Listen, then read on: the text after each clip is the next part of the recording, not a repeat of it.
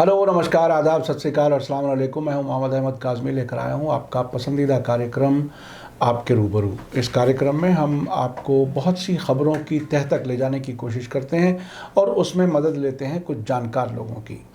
अभी बहुत ही दिलचस्प खबर गुजरात से है कि प्रधानमंत्री नरेंद्र मोदी जी के नाम पर एक स्टेडियम यानी उनका नामकरण कर दिया गया है और उस स्टेडियम का अब से पहले नाम सरदार पटेल के नाम पर था।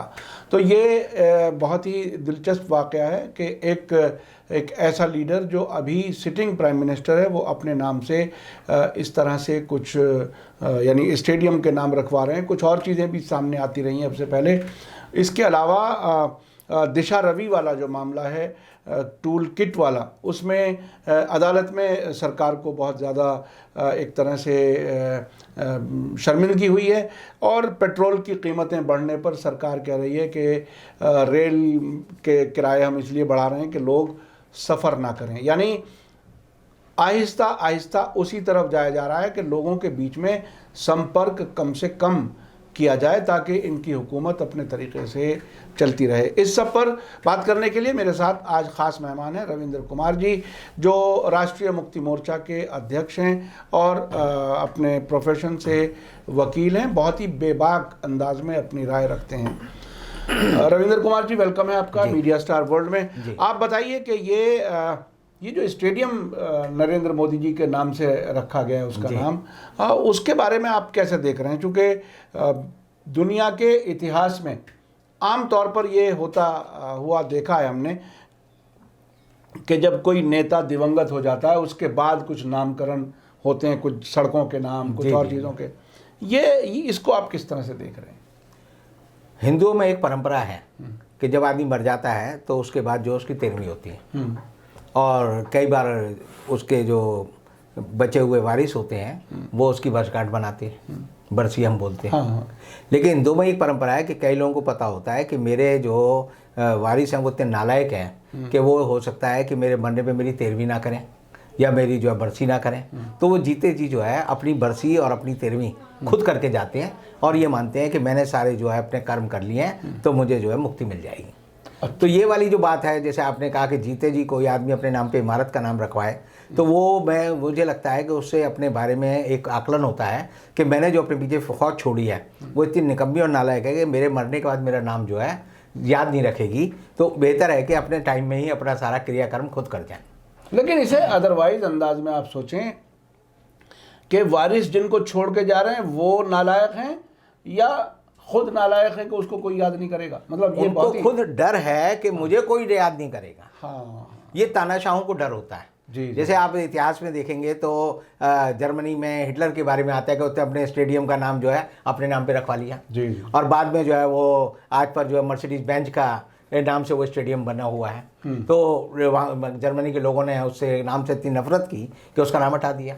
इसी तरह आप देखेंगे इतिहास में जो बड़ी इमारतें बनाने का चलन है, सभ्यता का विकास बड़ा धीरे धीरे हुआ है। तो सबसे जो पुराने जो मकबरे मिलते हैं वो मिलते हैं जो हम देखते हैं मिस्र में बने हुए हैं और वहाँ पर जो है मकबरों में लाशें रखी जाती हैं और उसमें लोग जो है देखने जाते थे उनको और उसे एक 7 वंडर ऑफ द वर्ल्ड में भी शामिल किया जाता है, जैसे पिरामिड कहा जाता है। पिरामिड जिन्हें हम बोलते हैं। जी, जी। तो इसी तरह आप देखेंगे कि ताजमहल है वो भी एक तरह से मकबरा है। जैसे हुमायूं टॉम है यहाँ पर दिल्ली में, वो भी एक मकबरा है। तो अक्सर जो है अपने प्रिय लोगों की याद में लोग जो है जो उनके सम्मान में मरने के बाद जो इमारतें बनाते थे उनको जो है बड़ी शान और शौकत से बनाया जाता था और उनको उनके नाम से याद किया जाता था। लेकिन ऐसा नहीं कि इमारतें बनाना हिंदुस्तान या पूरी दुनिया के लोगों का शौक़ नहीं है। जब से सभ्यता का विकास हुआ है 8वीं शताब्दी से लोगों ने इमारतें बनानी शुरू की और हम देखते हैं इतिहास में बहुत बड़े बड़े मंदिर, बहुत बड़ी बड़ी इमारतें, बहुत बड़े बड़े बाग बादशाहों ने बनाए हैं। शाहजहाँ तो इस बात के लिए विशेष रूप से जाना जाता है कि उसने दिल्ली का ताजमहल, दिल्ली का लाल किला बनाया, आगरा का लाल किला बनाया। उसके पिता जो थे अकबर, उसने फतेहपुर सीकरी बसाई। उसके बाद आप देखते हैं कि उसने जो है ताजमहल के बाद जो है और भी इमारतें बनाई, दिल्ली की जामा मस्जिद बनाई। और जामा मस्जिद बनाने के बाद उसका बेटा जो था वो उससे इतना नाराज़ हुआ कि उसने कहा कि ये पूरी सल्तनत की जो आर्थिक बदहाली है उसका जिम्मेदार है। और इसीलिए आता है कि औरंगजेब ने जो अपने बाप को जो है कैद करके इसे रखा था और उससे ज़बरदस्ती गद्दी इसलिए हथिया ली थी ताकि मुगलिया सल्तनत की आर्थिक हालत और ख़राब ना हो। और उसी के बाद जो है मुग़ल सल्तनत का पराभव शुरू हुआ, उसका गिरावट शुरू हुई। यानी इमारतें बनाने से सरकार के खजाने खाली होने की बात एक तरह से उसने उस समय, हाँ उस समय, हाँ आज भी संसद की जो इमारत बनाई जा रही है जिसको बहुत से लोग गैर ज़रूरी समझ रहे हैं, ये हुकूमत भी कुछ इस तरह की कुछ चीज़ें कर रही है। हमें बहुत सी चीज़ें याद आती हैं। इंडिया गेट पर शहीदों की याद में जो बनाया गया वो इसी ज़माने में इसी हुकूमत में बनाया है। पार्लियामेंट में पार्लियामेंट बनाई जा रही है और ऐसे स्टैचू लगाई गई सरदार पटेल साहब की। इस किस्म की यादगारें ये सरकार बना रही है। अब मोदी जी की यादगार बननी शुरू हुई है। इसका आखिर क्या होगा, इसका मतलब क्या है? देखिए, आप एक साल पीछे आपको जाना पड़ेगा। हाँ। 24 फरवरी 2020 को ट्रंप जो है मोटेरा के इसी स्टेडियम में आए थे और इसी स्टेडियम में उन्होंने जो है नमस्ते ट्रंप मोदी ने किया था और उसके बाद जो है ट्रंप का जो है नमस्ते हो गया। तो आप देखिए कि मोटेरा का जो ये पूरा का पूरा स्टेडियम है एक तरह से अभिशप्त इमारत है कि ट्रंप आए तो उनका नाश हो गया। अब एक साल बाद पहले उस इमारत का वास्तव में मोदी जी ने खुद उद्घाटन कर दिया, वहाँ लोग जुटे, वहाँ पूरा सम्मेलन हुआ।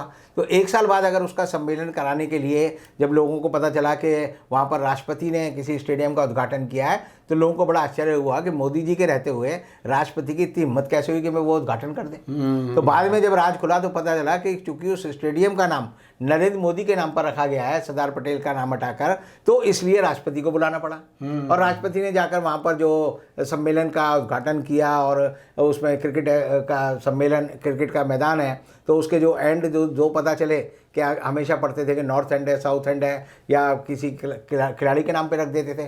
तो बीजेपी ने सीधा जो है अपना पर्दाफाश एक साथ कर दिया कि एक एंड का नाम है अंबानी एंड और एक एंड का नाम है अडानी एंड। यानी अब कमेंटेटर जो कमेंट्री में बार बार अडानी और अंबानी का नाम लेगा, ये भी लेकिन वो स्टैंड और एंड जब बोलेंगे तो एक तरह से उनके एंड की भी तो भविष्यवाणी हो रही है जी। क्या अंबानी का भी एंड आने वाला है और अडानी का भी एंड आने वाला है। अरे साहब, अंग्रेजी का मैं तर्जुमा बता दूं कि एंड का मतलब किनारा भी होता है, एंड का मतलब आप खात्मे की तरफ बात कर रहे हैं। लेकिन हम लोग जब फिल्म देखने जाते हैं तो जब दी एंड आता है तो इसका मतलब होता है खत्म हो गया। जी जी। तो दी एंड का मतलब यही होता है कि एंड जो है अडानी का एंड भी सामने खड़ा हो गया और अंबानी का भी खड़ा हो गया है। और आप देखेंगे कि दिल्ली का जो स्टेडियम है उसका नाम भी पिछले दिनों रजत शर्मा ने जब वो DCCI के चेयरमैन थे तो अरुण जेटली के नाम पर रख दिया था। जी जी जी। तो एक तरह से राजनेताओं के नाम पर जो है जीते जी राजनेताओं के नाम पर जिस ढंग से ये स्टेडियम का ये इमारतों के नाम रखे जा रहे हैं और ये सिद्ध किया जा रहा है कि भाई ये बड़े महान आदमी थे। तो मैंने जो पहली वाली बात कही वही मुझे बार बार कन्विंस करती है कि नहीं, ये यकीन है कि आने वाली पीढ़ियाँ जो है हमें याद नहीं रखेंगी। तो अपनी जो है याददाश्त खुद बना के जाओ ताकि लोग जो है जब नाम कभी हटाएं तो ये तो याद रखें कि भाई ये इस नाम का कोई आदमी दुनिया में आया था और उसने हिंदुस्तान पर राज किया था। अच्छा, आपने हिटलर की बात की, मैंने सद्दाम हुसैन का इराक देखा है जी। 2000 से मैंने जाना शुरू किया और उसकी हुकूमत में लोग किस तरह से रहते थे। वहाँ जगह जगह उसकी स्टैचू थी, जो स्टैचू आपको याद होगा कि 9 अप्रैल 2003 में गिराई गई थी, जिसको दुनिया भर ने देखा। उसे भी शौक़ था बहुत ही अपने स्टैचूज़ बनवाने का, उसकी तस्वीरें जगह जगह लगी होती थी। और जहाँ वो स्टैचू थी, अगर आपको थोड़ा सा विजुअल याद हो, मैं कहूँगा कि वो उस पर विजुअल दिखा दें। उसमें चारों तरफ जो पिलर्स लगे हुए थे उस पर भी एब्रीविएशन अरबिक ज़बान में स्वाद है यानी सद्दाम हुसैन, वो जगह जगह लिखा होता था उसका। तो ये क्या नाम लिख करके आज सद्दाम हुसैन का वहाँ कोई नाम भी लेना नहीं चाहता, क्योंकि इतने जुल्म किए अपनी हुकूमत को मजबूत बनाए रखने के लिए, जिसकी वजह से आज उसे कोई याद नहीं रखना चाहता। हाँ, कुछ लोगों ने जज्बाती होकर के अपने बच्चों के नाम ज़रूर रख दिए, क्योंकि वेस्टर्न मीडिया ने सद्दाम हुसैन को मुसलमानों के एक बड़े लीडर के तौर पर प्रोजेक्ट किया, हीरो बना दिया, हीरो बनाया था। अब वो तो उनका अपना तरीका होता है कि किसी को हीरो बना के फिर उसे ज़ीरो बनाते हैं ताकि सबको जलील किया जा सके। अब यहाँ आपको अंत क्या नज़र आता है, आखिर क्या होगा? क्या वाकई इसे विशफुल थिंकिंग कहा जाए, जिसे आप कह रहे हैं कि ये सब चले जाएंगे और उनका नाम भी नहीं लेगा, उनकी आने वाली नस्लें याद नहीं करेंगी, या क्या कुछ है? देखिए, मेरा मानना है कि फिराक साहब ने एक बात कही थी कि आने वाली नस्लें तुम पे नाज करेंगी हम वतनों, कि तुमने फिराक को देखा है, तुमने फिराक को देखा है। अच्छा। कि इसका मतलब कि आपने अगर कोई कर्म ऐसे किए हैं जिससे लोगों को आप पे फक्र हो, तो वो आपको याद रखेंगे। और अगर आपके कर्मी ऐसे हैं कि लोग उस पर किसी तरह से आपको जो है नालिश नहीं दें, हमेशा आपको बेइज्जती करें, तो आपके साथ वैसा होगा। दुनिया में एक ही आदमी है जिसकी सबसे ज़्यादा तस्वीरें या सबसे ज़्यादा जो है मूर्तियाँ पूरी दुनिया में है, वो भगवान बुद्ध है। बुद्ध की मूर्तियाँ सबसे ज़्यादा है दुनिया में। आज भी माना जाता है कि कम से कम 100 करोड़ से ज़्यादा मूर्तियाँ जो बुद्ध की हैं।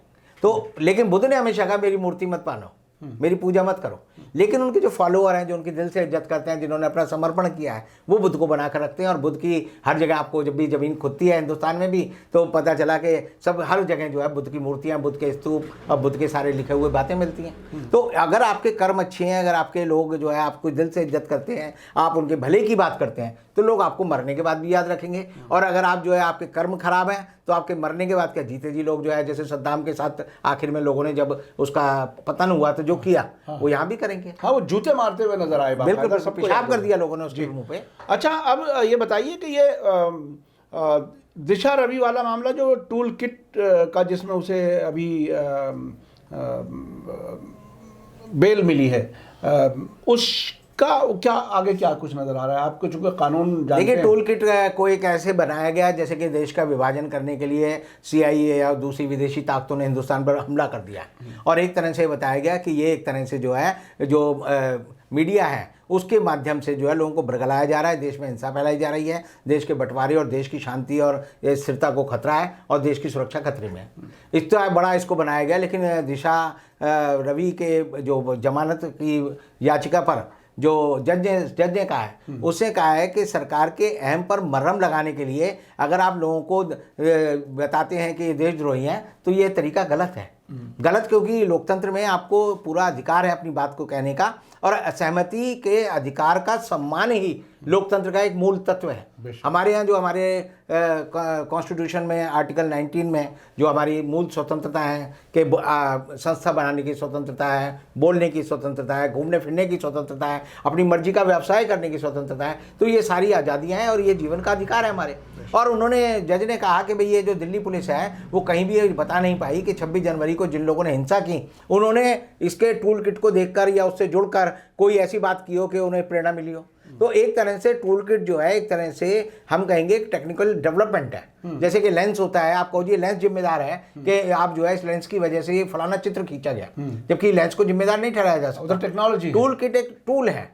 यानी आप अगर हम कप से चाय पी रहे हैं तो इसमें अगर कोई आदमी जहर पी रहा है तब भी ये कप जिम्मेदार नहीं है, और इसमें अमृत पी रहा है तब भी कोई जिम्मेदार नहीं है। लेकिन अगर ये कहें कि ये कप जिम्मेदार है, तो दिल्ली पुलिस की जो सोच है वो ये बताती है कि वो मोदी जी को खुश करने के लिए, क्योंकि अमित शाह बार बार जो है दिल्ली पुलिस के मुख्यालय गए थे, तो वो दिखाना चाहते थे हम कोई बहुत बड़ा काम करने वाले हैं। और उन्होंने काम ऐसा किया कि जैसे पहले वो जैसे दिखा रहे थे कि उन्होंने शेर मारा है, बाद में बोला कि तो चुईया भी नहीं मारी, और चुईया भी मारी तो मरी हुई निकली। तो दिल्ली पुलिस को जिस बात पे शर्म आनी चाहिए, मुझे अभी तक इस बात का इंतजार है कि 2-4 दिन में कोई तो पुलिस वाला कहेगा कि हाँ जी हमसे गलती हुई। लेकिन मुझे नहीं लगता कि ये लोग ऐसी गलती मानेंगे और ये जो है फिर अपने उसी षड्यंत्र में लगे रहेंगे। नहीं, ये बात तो तब कहेगा जब उन्होंने गलती की हो, गलती कराई गई हो, तो कौन मानेगा? लेकिन अदालत के कागज में तो आईओ का नाम आएगा। अदालत के कागज में जो है अमित शाह का तो नाम नहीं आएगा, पुलिस कमिश्नर श्रीवास्तव का नाम तो नहीं आएगा। बिल्कुल। अदालत के सामने तो आईओ है, अदालत के सामने जो है जो गवाह हैं वो हैं, अदालत के सामने जो पब्लिक प्रोसिक्यूटर वो है, तो वो 3 ही लोग तो हैं। लेकिन वो अगर नहीं इस चीज़ को स्वीकार करते तो आने वाले समय में लोगों का जो है पुलिस पे विश्वास उठ जाएगा। खुद अदालत ने कहा है कि अदालत जिस तरह से पुलिस जो है लोगों से प्रतिशोध ले रही है, बदले की भावना से काम कर रही है, तो इसका मतलब ये है कि आप निष्पक्ष रूप से काम नहीं करें, जबकि न्यायिक व्यवस्था लागू करने वाली संस्था निष्पक्ष होनी चाहिए और दिखनी भी चाहिए। ठीक है। अच्छा, ये क्या इस तरह का कुछ सरकार की तरफ से कहा गया है कि साहब रेल के किराए बढ़ा दिए इसलिए लोग सफ़र ना करें? वो क्या है, क्या सरकार की मंशा क्या है उसमें कहने की? देखो जी, तो बड़ी बेहूदी सी बात है कि डॉक्टर किसी की टांग काट दे और कहे जी तेरी टांग इसलिए काट दी कि ताकि तू चल ना सके। जी जी। यानी कि जिस बात पे आदमी को शर्म आनी चाहिए उसको वो बता रहे हैं कि बहुत बड़ा लॉजिक है कि रेलवे के किराए दुगने तिगने हमने इसलिए कर दिए हैं ताकि लोग सफ़र ना करें, सफ़र नहीं करेंगे तो कोरोना नहीं फैलेगा।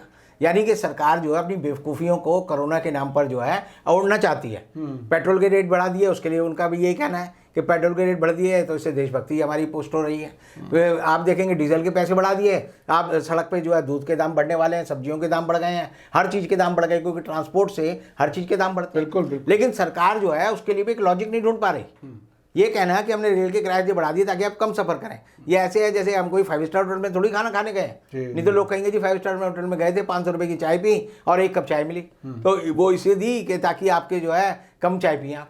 तो ये जो लॉजिक है गवर्नमेंट के, ये ऐसे हैं जो शेख चिल्ली भी नहीं सोच सकता। शेख चिल्ली को भी बड़ी शर्म आएगी कि मेरी बुद्धि इतनी खराब क्यों हो गई।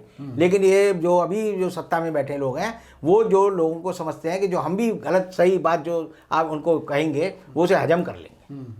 अच्छा, अब मैं आता हूँ किसान आंदोलन की तरफ। किसान आंदोलन अब उस लेवल तक पहुँच गया, मैंने कल ही एक वीडियो देखी कि टोल प्लाजा पर कोई पैसा ना दे, ये बाकायदा लोग रुक करके ज़बरदस्ती खुलवा रहे हैं और खोलना पड़ा। इसी तरह से संजीव बालियान के साथ जो कुछ मुजफ्फरनगर के कुछ गांवों में हुआ, उसको एक तरह से धक्के दे के बाहर निकाला गया। तो बीजेपी की जो यहाँ तक स्थिति पहुँची है, और अभी किसान अपने हर बार नए प्रोग्राम का ऐलान कर रहे हैं, चूँकि उन्होंने तो अक्टूबर तक का तो ऐलान कर ही रखा है। बिल्कुल। तो आप इस आंदोलन को आगे किस तरह से देख रहे हैं, आगे क्या होने वाला है? देखिए, सरकार ने अपनी तरफ से पूरी कोशिश कर ली आंदोलन को बदनाम करने के लिए, आंदोलन के नेताओं को जेल भेजने के लिए, आंदोलन के नेताओं को प्रताड़ित करने के लिए। उनके साथ जो है जानवरों से भी बदतर व्यवहार हमने किया। दिल्ली के बॉर्डर पर जो आप देखेंगे बड़ी बड़ी कीलें आज भी गड़ी हुई हैं। दिल्ली के बॉर्डर पर जो है बड़े बड़े जो है कंक्रीट के जो है पिलर लगा दिए गए हैं। वहाँ पर आप देखेंगे कि कांटे वाले तार लगा दिए गए हैं। पुलिस लगातार खड़ी है। उसके बावजूद भी किसान का मनोबल जो है टूटा नहीं है। वो गांव गांव में, गली गली में, कस्बे कस्बे में, हर जगह फैल गए हैं। उनका आंदोलन सब जगह फैलता जा रहा है। एक एक पंचायत होती है, 2 लाख आते हैं, 2.5 लाख आते हैं। अभी बरनाला में जो किसान का महापंचायत हुई, उसमें 2.5 लाख लोग थे। औरतें खूब आ रही हैं, बच्चे खूब आ रहे हैं। बच्चे भी बोलने लगे अब तो। पहले औरतें और आदमी बोलते थे, अब छोटे छोटे बच्चे ही बताते हैं कि ये एक सांप जो है मोदी है, एक सांप जो है ये अमित शाह है, एक सांप जो है ये हमारा जो कृषि मंत्री है वो है। तो इसका मतलब यह है कि लोगों का गुस्सा बढ़ता जा रहा है। और जैसा कि आपने कहा, जैसे वेस्टर्न यूपी में कहा कि अगर कोई आदमी किसान आंदोलन का समर्थन नहीं करता, अगर वो भारतीय जनता पार्टी का है, अगर वो आपके घर में किसी 13वीं में आता है, अगर शादी में आता है, तो आपको दंड स्वरूप 100 लोगों को खाना खिलाना पड़ेगा, 100 लोगों का खाना भेजना पड़ेगा। तो एक तरह से आंदोलन जो है धीरे धीरे फैलता जा रहा है। और आप देखेंगे, पहले भी मैं सड़क पे देखता था लोग जो है बीजेपी का झंडा लगा के और केसरी कपड़े पहन के जो है घूमते थे, लेकिन आज के दिन वो कम हो गए हैं। उनकी हिम्मत नहीं होती कि घूमे, वो अपने गोछा जो है अपनी मीटिंग में तो लगा लेते हैं, सड़क पे घूमते हुए डरने लगे। तो इसी से आपको लगेगा कि किसान आंदोलन जो है आज के दिन उतनी शिद्दत के साथ गाजीपुर डेयरी फार्म गाजीपुर में चल रहा है, उतनी शिद्दत का सिंघू बॉर्डर पे चल रहा है, उतनी शिद्दत के साथ जो है टिकरी बॉर्डर पे चल रहा है। इवन राजस्थान का जो रास्ता है जो दिल्ली आता है शाहजहाँपुर पे, वहाँ पर फिर लोग इकट्ठे हो गए हैं। तो किसान आंदोलन लगातार इकट्ठा हो रहा है। और वो जो है सिलसिलेवार जो है अपना प्रोग्राम देते हैं टूल किट की तरह कि भाई 26 तारीख को ये करेंगे, 23 तारीख को ये करेंगे। अब जीएसटी की बात है तो सारे जो व्यापारी हैं वो सारे इकट्ठे हो गए, कल कह रहे हैं कि हम भारत बंद करेंगे, व्यापार बंद करेंगे। तो इसका मतलब है सरकार के खिलाफ किसान इकट्ठे हुए, किसानों को देखकर जो है नौजवान इकट्ठे हुए, नौजवान को देखकर बेरोजगार इकट्ठे हुए, बेरोजगार को देखकर जो है ये मजदूर और जो व्यापारी है वो सब इकट्ठे हुए। तो इस सरकार को वोट किससे मिलेगा? इस सरकार की सिर्फ ताकत एक ही है कि जो एमपी और एमएलए चुने हुए हैं उनको पैसे देके खरीद लो। सिर्फ नोट की ताकत से ही उन लोगों को जो प्रतिनिधि उन्हें खरीदते हैं। लेकिन वो प्रतिनिधि भी ऐसे प्रतिनिधि हो गए हैं कि वो जो है जनता का सामना नहीं कर सकते। अभी पुडुचेरी में भी सरकार, पुडुचेरी में सरकार इसलिए घेरी इन्होंने कि पुडुचेरी में सरकार घेर के अब राष्ट्रपति शासन लगा दिया है, तो बड़ा सोच रहे हैं कि हमने बहुत बड़ा तीर मार लिया। लेकिन सवाल ये है कि आप जो कर रहे हैं, रावण भी यही करता था, लेकिन लोग उसके सामने जो है बोलते नहीं थे, लेकिन जब रावण मरा तो आज भी उसका पुतला फूंकते हैं। तो आने वाले समय में जनता की अगर याददाश्त में आपके बारे में अगर गलत राय बन जाती है तो आप अपनी उस राय को ठीक नहीं कर सकते। तो आपकी जो पूरी की पूरी जो पीढ़ी है, पूरी नस्ल है, या पूरी जो परंपरा है, जो पूरा आपका जो संस्था है, वो इतनी बदनाम हो जाती है कि लोग उससे घृणा करते हैं और लोग उसके सामने हमेशा जो है तनकर खड़े हो जाते हैं, जो हिंदुस्तान में वो हो रहा है। बहुत बहुत शुक्रिया रविंद्र कुमार जी, आपने हमें वक्त दिया। ख़ास तौर पर नरेंद्र मोदी स्टेडियम के बारे में हमने बात की, उसके बाद दिशा रवि टूल किट के बारे में जो कुछ अदालत ने कहा वो आपने बताया। पेट्रोल डीजल की कीमतें बढ़ाने पर सरकार कैसे बेहुदे एक तरह से बयान दे रही है जो बिल्कुल समझ में आने वाले नहीं है, और लोगों को कतई वो बात समझ में आने वाली नहीं है, ये तय है। और किसान आंदोलन अब गांव-गांव फैल रहा है, जगह जगह फैल रहा है, और वो अब दूसरे जो ग्रुप्स हैं, जो व्यापारी हैं और बेरोज़गार हैं और सभी समुदायों संप्रदायों के लोग जो है वो जुड़ते चले जा रहे हैं इस आंदोलन से। इस ऐसे में ये कैसे दोबारा जीत पाएंगे, ये एक बड़ा सवाल है, आपने बताया। बहुत बहुत शुक्रिया रविंद्र कुमार जी, आपने समय दिया। इसी के साथ मुझे दीजिए इजाज़त। धन्यवाद, शुक्रिया। जय भारत, जय हिंद। मीडिया स्टार वर्ल्ड के और वीडियो देखने के लिए हमारे चैनल को सब्सक्राइब करें और सीधे नोटिफिकेशन पाने के लिए बेल आइकन दबाएं। और अगर हमारी खबर सच्ची और अच्छी लगे तो अपने व्हाट्सएप, इंस्टाग्राम, फेसबुक और ट्विटर अकाउंट पर ज़रूर शेयर करें।